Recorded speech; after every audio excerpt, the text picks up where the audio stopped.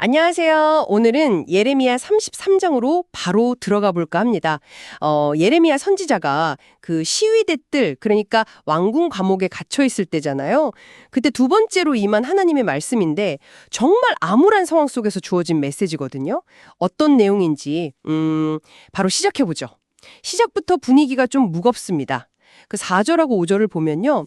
유다 백성의 죄 때문에 하나님께서 이 성읍을 이제 외면하시고 바벨론하고 전쟁을 해서 성읍이 파괴되고 막 시체로 가득 찰 거다 이렇게 예고를 하세요.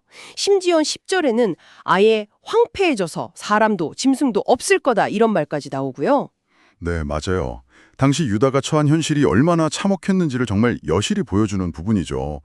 전쟁으로 인한 파괴, 죽음, 이게 도시 전체를 뒤덮은 그런 상황인 거죠.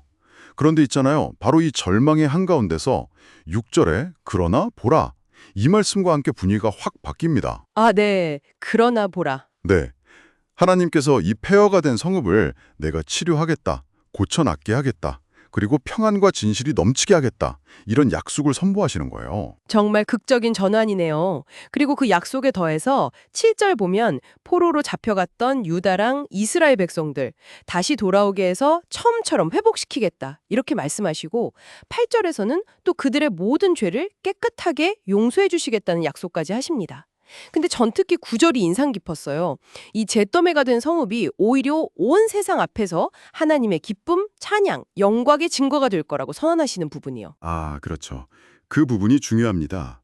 그리고 이 회복의 약속이 그냥 막연한 게 아니라 아주 생생하고 구체적으로 그려진다는 점도 주목할 만해요. 10절, 11절을 보면 그 황폐했던 예루살렘 거리에 다시 기쁨과 즐거움의 소리가 넘치고 또 신랑 신부의 웃음소리가 들리고 성전에서는 만군의 여호와께 감사하라, 그의 인자하심이 영원하다, 이렇게 감사 제사를 드리는 소리가 다시 울려 퍼질 거라고 하잖아요. 와, 정말 소리가 막 들리는 것 같네요. 이전과는 완전히 다른 풍경인데요. 네. 그리고 12절, 13절에서는 또 목자들이 평화롭게 양떼를 돌보는 그런 목가적인 풍경까지 덧붙여지고요. 정말 놀라운 회복의 그림인데, 근데 11절까지의 약속들도 대단한데, 15절에서 갑자기 한 공의로운 가지를 다윗에게서 나게 하시겠다 이런 약속이 나오잖아요. 이건 뭐랄까, 단순한 국가 재건 이상의 뭔가 더 깊은 의미가 있는 것 같지 않으세요? 아, 정확히 보셨습니다. 네. 이 공의로운 가지는요, 그냥 왕조를 다시 세우는 것, 그 이상을 의미하죠. 이 인물이 나타나서 땅의 정의와 공의를 실현하고 그 결과로 유다는 구원받고 예루살렘은 안전해지고 심지어 여호와는 우리의 의라는 새로운 이름까지 얻게 된다. 16절에 이렇게 나오거든요. 여호와는 우리의 의. 네. 그러니까 이건 미래의 어떤 이상적인 통치자, 우리가 흔히 말하는 메시아에 대한 기대를 품게 만드는 거죠. 정말 극한의 절망 속에서 궁극적인 정의와 구원을 바라보게 하는 그런 약속인 겁니다. 그리고 하나님께서는 이 약속, 특히 다윗 왕조하고 레위 제사장 직분에 대한 약속이 있잖아요. 17절, 18절. 이게 절대로 깨지지 않을 거라고 아주 강하게 강조를 하십니다. 20절, 21절에서는 비유를 드시는데 우리가 낮과 밤의 순환을 멈출 수 없듯이 이 언약도 결코 파괴될 수 없다, 불변의 것이다, 이렇게 선언을 하세요.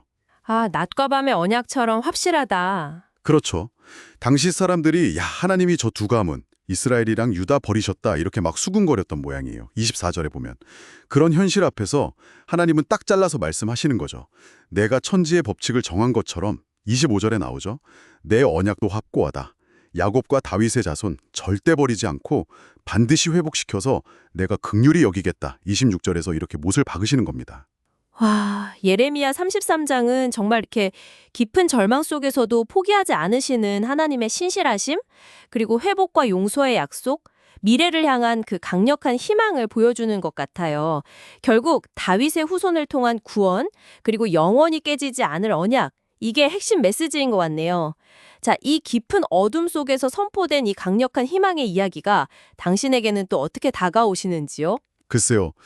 모든 것이 다 무너져 내린 것 같은 그런 상황에서 제시되는 이 깨트릴 수 없는 언약이라는 개념은 오늘날 우리에게도 참 많은 생각을 하게 만드는 것 같습니다.